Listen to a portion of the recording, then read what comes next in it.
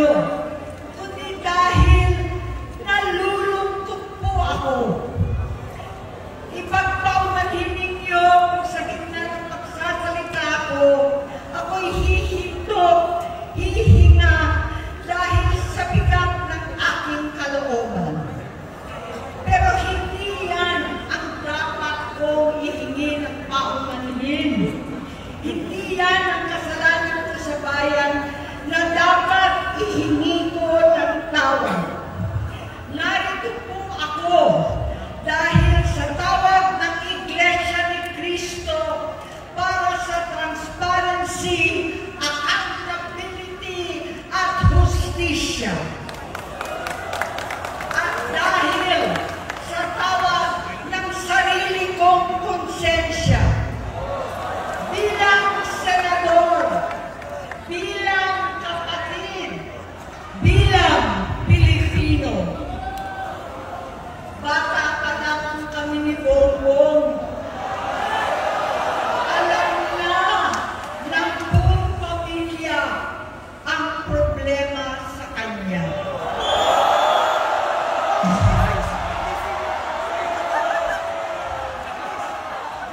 Totoo lang, mababasa naman ng lahat ang mga testimonya ng aking ama patungkol sa kanyang ugali at gawain. Noon, dahil may tatay pa kami, hindi ko pa siya responsibilidad. Noong tumatanda, ay mas naging nakakabahala. Batid ko na nagdadrag siya.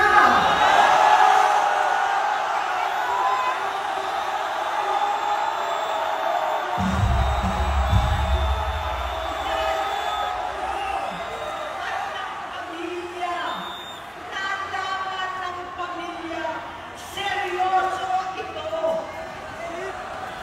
Minsan, kami ng Presidential Guard at Metro Bomba ang naglilinis tuwing nagpa-party po sila.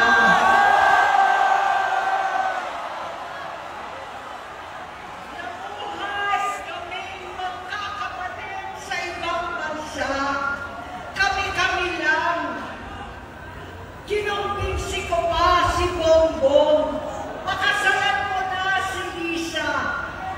Naisip ko noon, kapag nag-asawa siya, malalagay na sa tahimik at magkakaroon ng direksyon.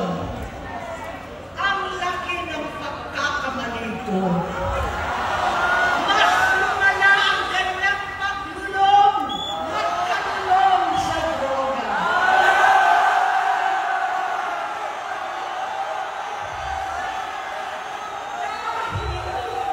Parehas pa na silang mag-asawa.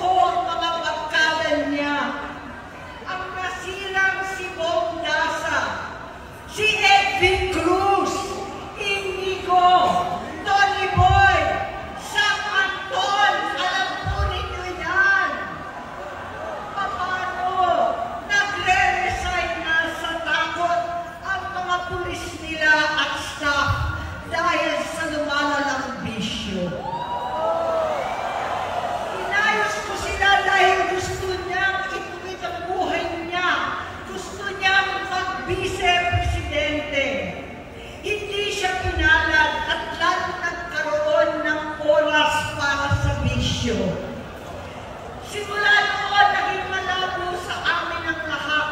Kaysa mag-away, bigla na lamang lumayo ang loob namin sa isa't isa. Noong 2016, kasabay ng kampanya ni dating Pangulong Duterte laban sa droga, lumabas ang pangalan ni Bongbong sa listahan. Nakasama siya sa listahan ng mga celebrities, mga artista, Maricel Soriano at iba pa. Masinsinan kong kinausap si Pangulong Rodi. Halos manikluhod ako. Sinabi ko ayon sa kapulisan, dapat unahin, usigin ang mga pusher at saka na lamang sagipin ang mga user. Naligtas si Bongbong. Labis ang takot ko at pag-aalala. Kinausap ko siya at nagsabi siyang talagang siya ay nagbabago na. Muli at lagi, hindi ako nawalan ng pag-asa. Ako'y naniwala ulit. Mula noon, ang natatanggap ko na lang na balita tungkol sa kapatid ko ay regular na pagpapadoktor. Kaya kumalma naman ako. Inisip ko, totoo, dahil na-opera na ang tuhod niya sa gout. Siguro, totoo na ito.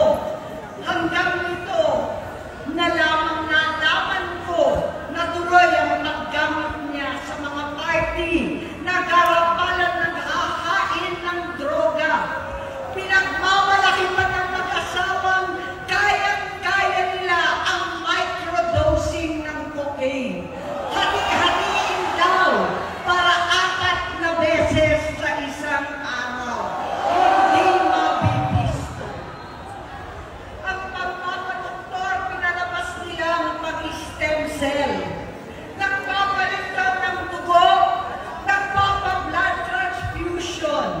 Kayang-kaya raw, hindi ko maintindihan ang pinagsasabi. Noong 2021, kahit papano, nagkikita kami at nagkakausap. Sumumpa siya sa aking talagang hinintunan niya. Naniwala ako kasi sabi niya gusto niyang tumakbo. Ang sabi ko, tutulong ako sa abot ng aking makakaya. Pinakilala ko si Bongbong kay Inday. Naging magkatandem sila. Pagkatapos noon ay biglang hindi na niya ako ulit kilala. Kahit si Inday, nagtataka, bigla ko na itsakwera. Kahit ganon, nangampanya pa ako para sa kanya. Kahit si Inday na lang ang aking nakakausap. Hindi ko alam bakit ako nakabang sa headquarters nila sa Mandaluyong. Hindi ko alam bakit walang nagre-report sa akin tungkol sa kampanya. Sa totoo lang, masakit mang aminin, nung dinidisqualify na siya, halos papaboran ko na sana dahil may nagsumbong sa akin mula sa kanyang campaign team na gumagamit na naman siya. Nung sinabihan ko, siya at mga taong nasa paligid niya, nagkaisa silang tuluyan akong alisin sa kampanya na ako naman ang bumuo. Sinabi nilang gusto ko na siya ay mag-disqualify para ako ang pumalit. Hindi totoo yun! Iniisip ko ang kalagayan ng aking kapatid at paano siya magsisilbi kung ganyan ang kalagayan niya. Pero pinaparating sa akin na hindi siya lulong at minsan na lamang tuwing nagpa-party. Hindi ko maipaliwanag bakit gusto kong maniwala at hindi mawalan ng pag-asa. Noong nanalo siya, naging pinakamalayo na kami sa isa't isa. Maliban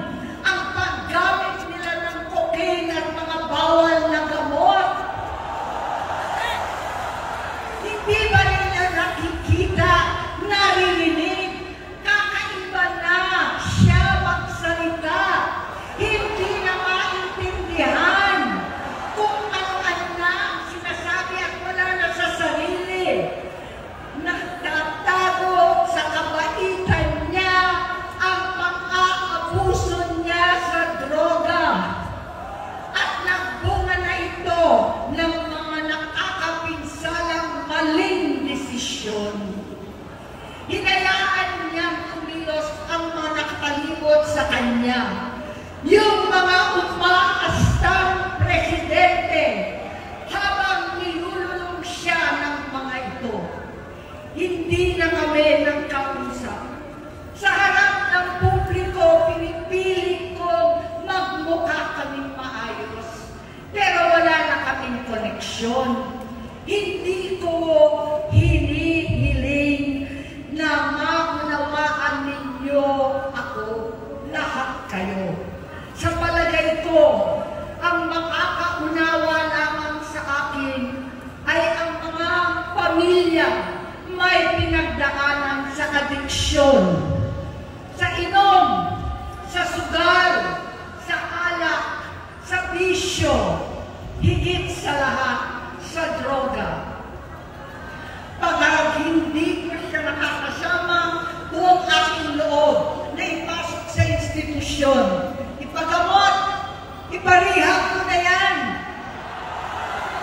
Pero tuwing maghaharap kami noon, hindi kaya ng aking kalooban na gawin yon. Tuwing magsasabi siya sa akin na magbabago na siya, hindi ko siya kayang tiisin. Hindi ko kayang ipagkait sa kanyang pagkakataon at pagbabakasakali, umaasa ako at laging nananalangin na sana, oo nga, nagbago na siya.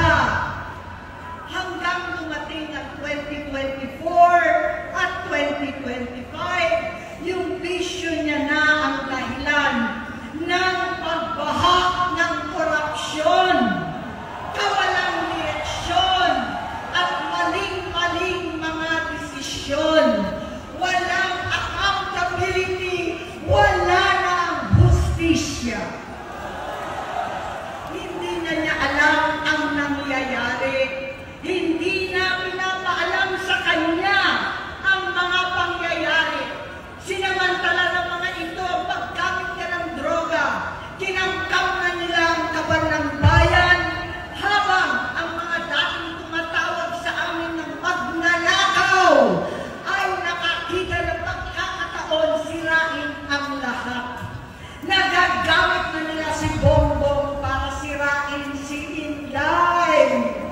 Itinutulak pa nila si Bongbong at ang bayan sa bangin para umastang tagapagligtas. Mula sa pagtraidor at pagpapahamak kay VP Inday, sa confidential funds na kung tutuusin ang galing naman sa opisina ng Pangulo, hanggang sa pagpadukot sa dating Pangulong Duterte para itapon na lamang sa ibang bansa. Ang kabaitan ni Bongbong ay naging kalupitan. Karapalan ng pagtatakip sa kanya ng mga nasa Congress, sa Senado, mga miyembro ng kabinete. Kitang-kita na ng taong bayan, wala nang puwang ang kahihiyan. Para bang nauulit ang bangungot ng kasaysayang dinanas namin noon. 68 years old po ang tatay ko nung pinatalsik sa pwesto. 68 years old na rin si Bongbong ngayon. November 17 din nung 2021 nung nakumbinsi ko si Inday na magbise kay Bongbong.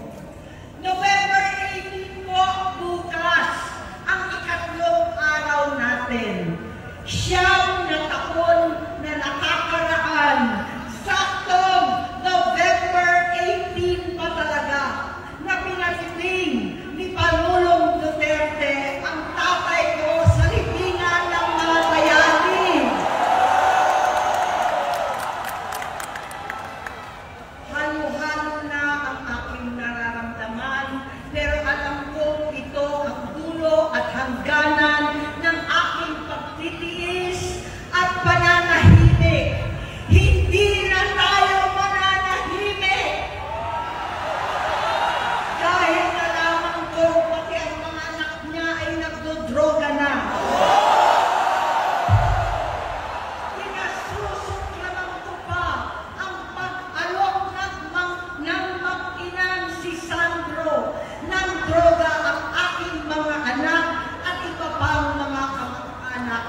Yan ang hindi ko na mapapalampas. Sa loob ng halos 4 na dekada, wala akong ibang pinangarap kundi maipakita sa sambayanan na hindi kami masamang tao. Hindi masama ang pamilya Marcos. Gusto kong ibangon ang dangal ng aking ama sa pamamagitan ng nagpagtatrabaho para sa bayan. Sinikap kong maging mabuting gobernador, kinatawan, senador. Hindi ako halos nagpapahinga para makapag-iwan sana ng legasiya na kapag sinabing Marcos, nabawi na namin ang tingin sa nakaraan. Ngunit sa kagustuhan kong maging responsableng anak, matupad ang pangako ko sa aking ama.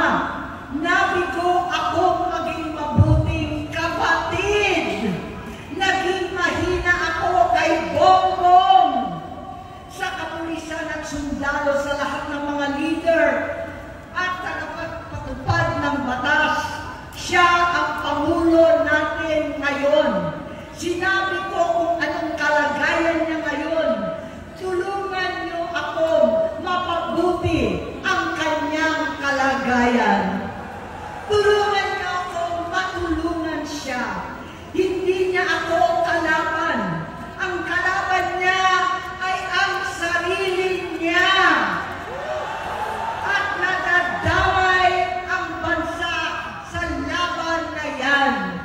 Bilang senador at lingkod bayan, batid ko ang mga problema at gaya ng bayan, alam ko rin ano ang solusyon.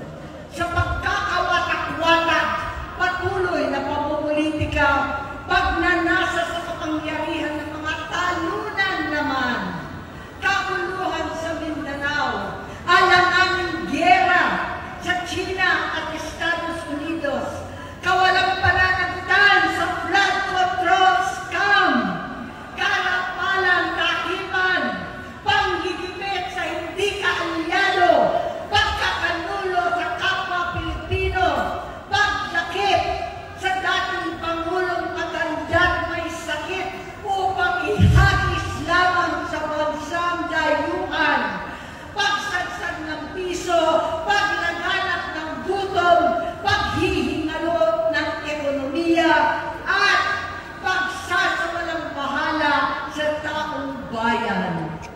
Ang delubyo at kalamidad na nagdudulot ng parusa, ang korupsyon na nauwi sa kawalan ng tiwala at hustisya sa Pilipinas, sa kanyang pamahalaan, lahat ng yan ay masusolusyonan kung ikaw, aking kapatid, magsaayos ng iyong sariling kalusugan. Kapag humupa ang ingay sa politika, kapag umuwi na kami sa aming pamilya, hindi bilang senador, kundi bilang ate, bilang si Manang Aimee ni Bonget, kaya ito sasabihin sa harap ng taong bayan, sa harap ninyong lahat, at sa harap ni Bongbong. Bonget, magkatatlong taon na tayong hindi nakakausap. 3 taon ko nang sinusubukan muli na ako'y pakinggan. Siguro ngayon ay makakarating ng buo ang gusto kong sabihin. Walang mababawasan, hindi madadagdagan. Bongbong, nag-aalala sa iyo si Manang. Tuwing nakikita kita sa TV, gusto kitang puntahan. Napakalaki ng pinagbago mo. Itsura, pagsasalita, takbo ng pag-isip. Minsan, napapatanong ako sa sarili ko, ikaw pa ba yan? Si Bongbong ba talaga yung nakikita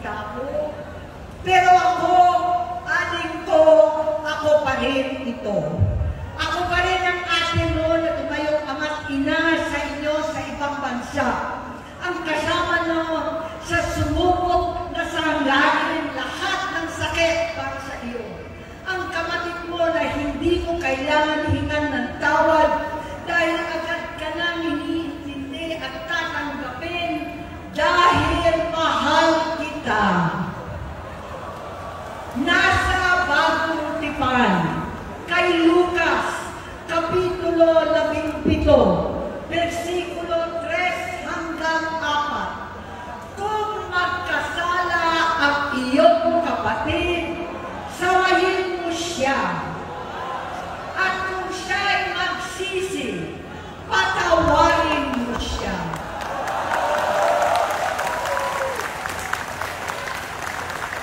Tama na, aling ko. Tapusin mo na ang paghihirap mo at ng bayan. Gaya nung umalis tayo sa palasyo, kaya mo pa rin hawakan ang iyong kamay, huwag kang matakot. Malaki na ang dulot sa iyo ng droga. Sinisisi ko ang sarili ko dahil hindi ako nakinig sa mga sumbong. Hindi ako nakialam. Hindi ako maniwala. Pero hindi pa huli ang lahat. Tama na, aling ko. Magpahinga na tayo. Umuwi na tayo. Magpagamot, magpagaling at nangangako ako. Hindi ako malilinang, hindi ako makukulang. Lahat ng kasama mo ngayon, hindi natin kasama sa pinakamadilim na bahagi ng buhay natin. Kasama mo sila ngayon dahil nasa taas ka pa. Ako at ang ating mga tunay na kapatid dito sa Luneta ang kasama mo kahit magdilim ulit ang lahat. Talikuran mo ang iniisip at ibinubulong lang ang misyon. Unahin na natin ang kalusugan mo dahil sa adiksyon na bigyan mo ng malubhang karamdaman ang buong bansang Pilipino. Matatanda na tayo, sakitan na si Mami, alagaan na lang natin ang isa't isa. Kaliwat kanan man ang panghusga sa akin, malinaw sa aking puso na dapat mauna ang Diyos, ang bayan, pamilya at sarili. Hanggang sa mga oras na ito, Gomet, gusto kong malaman mo na hindi na sinusukuan. Hindi ko kakayanin kung mapapahamak ka.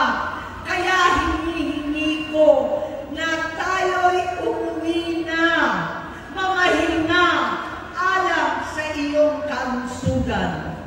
Kaya ko mabigo at mawala sa iyo ang posisyon, pero hindi ko kayang mawala ka sa amin. Ayusin mo ang sarili mo. Magpagamot, alisin ang droga sa iyong sistema. Wala akong ibang gusto kundi gumaling ka, malagpasan natin ito muli. Dahil wala akong ibang hinahangad bilang ate, kundi maging masaya ka, maging ligtas sa panganib, malusog, matagumpay sa buhay. Itama ang mali, labanan ang adiksyon, at ako hindi kailanman aalis sa iyong tabi. Susuporta at hindi titigil, manalangin kasama ninyo dito sa Luneta at sa buong mundo. Dahil iyon naman ang tungkulin at ibig sabihin ng salitang kapatid, kapatid, mabuhay kayong kapatid. Maraming salamat po, Senator